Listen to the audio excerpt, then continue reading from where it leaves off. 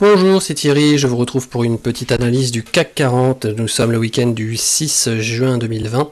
Je vous rappelle qu'il ne s'agit pas du tout d'un conseil, ni d'achat, ni de vente, simplement d'une analyse technique et graphique sur les différentes unités de temps qui mettent en avant les supports, les résistances, la tendance, et que vous demeurez entièrement libre, bien sûr, de vos décisions d'investissement. Alors on commence avec l'unité la plus longue, l'unité mensuelle, étant donné la forte volatilité. Je vous ai mis en bleu en fait l'hypothèse que j'avais émise quand on avait touché quasiment les points bas là, fin mars, puisque c'est une hypothèse de figure qu'on pouvait retrouver à la fois sur le CAC mais également sur les indices US du type S&P 500. Et j'avais émis cette hypothèse parce que je m'étais rendu compte qu'on était dans une figure d'élargissement qu'on appelle aussi un porte-voie. Vous voyez, on a des plus hauts de plus en plus hauts, des plus bas de plus en plus bas en série comme ça, à peu près alignés. Et que dans l'esprit, je m'étais dit que je voyais mal faire une nouvelle jambe et encore un élargissement supplémentaire après ce qui venait de se passer, puisqu'on était déjà en plein paroxysme de l'angoisse de cette crise du coronavirus. Donc je me suis dit, à partir de là, si on rebondit dans l'hypothèse de ce support du porte-voie, on va peut-être entamer la deuxième moitié, qui est une figure en analyse technique qu'on appelle un diamant, vous voyez, ou alors cette fois-ci, après s'être élargi, on a un resserrement des parallèles du porte-voie précédent, et donc les objectifs théoriques, c'est d'aller les toucher au fur et à mesure et de rebondir un peu en ping-pong dessus avec une volatilité décroissante, ce qui, en analyse technique également, graphique, lorsqu'on a un porte-voie en haut après une forte hausse des cours globalement, comme ici, vous voyez, il se trouverait ici le porte-voie, il y a une probabilité de sortie à la baisse. Mais vous voyez, on est pour l'instant en pleine partie de ping-pong.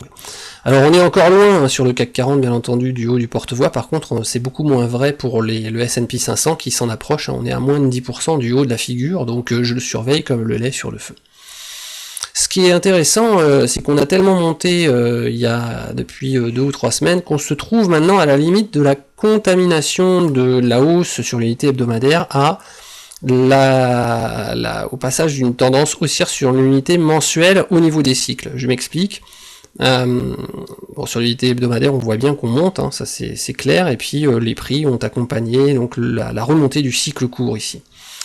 Ce cycle court maintenant, là, vient de nous donner un signal de synchronisation haussière avec le cycle long, ici sur l'unité hebdomadaire à la fin de la semaine, donc de cette semaine, vendredi soir, avec un croisement haussier de la MACD. Donc on a toujours une forte tendance haussière sur les dernières bougies hebdomadaires, et nous avons un cycle court qui ne s'est pas encore retourné à la hausse au niveau mensuel. D'accord, on est toujours en zone de survente ici, donc il y a effectivement un potentiel de remontée du cycle court à condition qu'il commence à se retourner à la hausse. Et en fait, il se retournera à la hausse d'autant plus facilement que les prix vont continuer de monter sur la bougie de juin. Donc paradoxalement, en fait, plus on monte vite et plus on monte fort sur les bougies mensuelles en ce moment, plus l'effondrement dû au coronavirus s'efface et plus on a de chances de continuer de monter au niveau des cycles. Ça peut paraître assez étonnant, mais voilà, au niveau du système que je suis, c'est un peu comme ça. Par contre, nous nous trouvons toujours confrontés, évidemment, lors de la remontée, à des résistances successives. La bourse, il faut regarder ce qui se passe par rapport au support quand on descend, résistance quand on remonte, et puis c'est un peu un saut à l'élastique. C'est le saut à l'élastique émotionnel et psychologique. On était en phase de panique ici, on a sauté à l'élastique de très très haut, on est allé très loin, et donc maintenant l'élastique nous renvoie vers le haut. Et voilà, c'est un peu comme quand vous êtes dans un avion qui va se crasher et on perd 5000 mètres à la minute.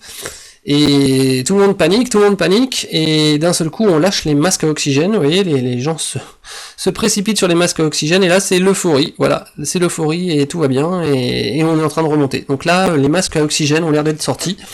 Il y en a qui ont été distribués par les banques centrales, mais je pense qu'également la hausse entraîne la hausse à ce niveau-là.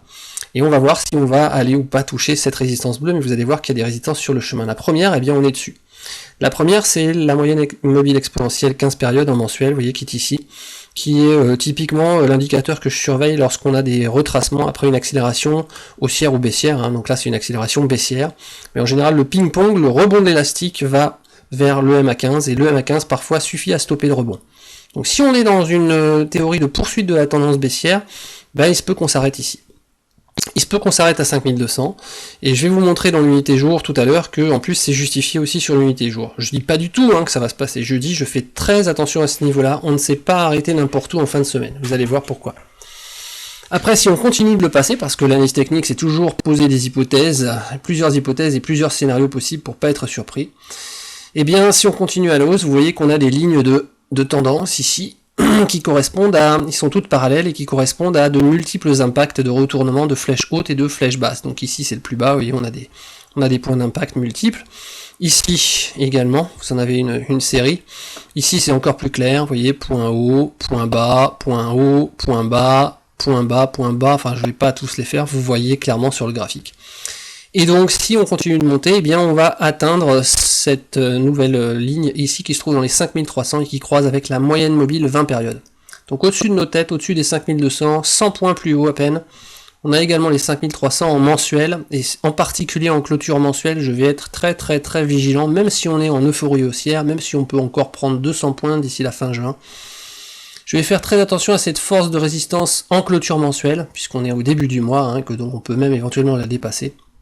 Mais vous voyez qu'en général, c'est une ligne de tendance qui marche très bien pour marquer les arrêts d'excès, enfin de mèches basses ou hautes au niveau des bougies, et pas des corps de bougies. Donc, même en cours de mois, je vais faire très attention à cette zone des 5300. Alors après, au niveau de l'unité hebdomadaire, vous voyez que le TMACD, j'en parlais aussi, c'est retourné à la baisse après avoir fait un nouveau plus haut. Et là, j'avais dit que si dans les 4-5 bougies qui suivaient, on avait une Bollinger qui se retournait à la hausse, voilà, et bien ça marquait sans doute un plus bas d'assez long terme sur les cours. Donc il est plus probable qu'avant que la zone des 3600 corresponde à un plus bas de long terme. Donc on a sans doute fait le point bas quand même sur les indices, même si bien entendu ça n'engage que moi, ça n'engage que mes observations statistiques par rapport à certains échantillons, et qu'il se peut très bien que j'ai tort évidemment. Voilà, je vous partage en tout cas mon point de vue là-dessus. D'autre part, nous sommes sur le 62% de retracement haussier, qui est ici, et si nous parvenons à le franchir, eh bien alors la prochaine résistance au niveau hebdomadaire, ça se trouve au-dessus, au niveau des 5500, mais n'oubliez pas qu'en mensuel, voilà, il y a la ligne de tendance ici des 5300, que je n'oublie pas. Au niveau jour, enfin, pourquoi est-ce que je vous disais qu'au niveau jour, il y avait une correspondance avec la résistance en mois? D'une part parce qu'on a ce couloir, vous voyez, ce canal haussier très facile à tracer en reliant les points bas ici, en prenant le point haut, et bien on se trouve pile sur la clôture à 5200. Et puis ces 5200 correspondent en plus à une résistance horizontale. Je vais faire un petit zoom out. Pourquoi une résistance horizontale? À cause de deux choses. Si on part loin auparavant, vous voyez que c'était un ancien support horizontal, très net, très clair. Vous voyez, partout ici sur cette zone-là, 5200, ça a été pendant longtemps un support horizontal du CAC, on s'est appuyé dessus. Donc aujourd'hui, inversion de polarité, c'est devenu une résistance. Et en plus, lors de l'ensemble de la descente due au coronavirus, vous voyez, ça a été vraiment une descente en cascade, on a eu quasiment aucune correction haussière. Quasiment aucune. Sauf ici, je me rappelle très bien, parce que c'était le moment où Loïc Abadi était passé de short à long, avait abandonné ses positions de couverture pour repasser long, mais directement, sans attendre. J'avais dit bravo là pour faire une inversion aussi rapide. Et donc 5200, on a rebondi ici, vous voyez bien les mèches basses, on a rebondi jusqu'à 5500. Et donc en général, en théorie, quand on est dans une tendance qui continue, une tendance baissière, eh bien on marque un point bas, 5200, on rebondit, on redescend, lorsqu'on va rebondir, eh bien on va aller regarder ce qui se passe, on va aller tester le dernier point bas. Et si ça marque un point haut, alors la tendance baissière redémarre. Donc on est vraiment à un endroit clé, puisque l'impulsion, la rapidité de la hausse menace de propager la tendance haussière, même à l'UT mensuel, vous voyez, de continuer comme un train, comme un rouleau compresseur vers le haut, vers la ligne bleue. Et en même temps, cette zone des 5200, 5300, à mon avis, va être difficile à passer. Et en tout cas, à surveiller avec beaucoup d'attention, puisque vous voyez, on ne s'est pas arrêté à n'importe quel endroit en fin de semaine, on s'est arrêté vraiment sur les 5200, et qu'il y a une double raison d'être très prudent sur cette zone des 5200 en ce moment. Voilà, donc 5200, je surveille avec beaucoup d'attention. Si on la passe, 5300 également, je vais surveiller avec beaucoup d'attention à cause de cette ligne bleue ici et de la moyenne mobile 20 périodes, vous voyez. Et si on arrive à enfoncer ça comme du beurre, et bien écoutez, à mon avis, la ligne est ouverte jusqu'au 5500, qui est le prochain ratio de Fibonacci, mais voilà, on n'en est pas encore là. En tout cas, avec une telle volatilité, évidemment, je vous invite plus que jamais à faire preuve de prudence. Je vous souhaite un très bon week-end.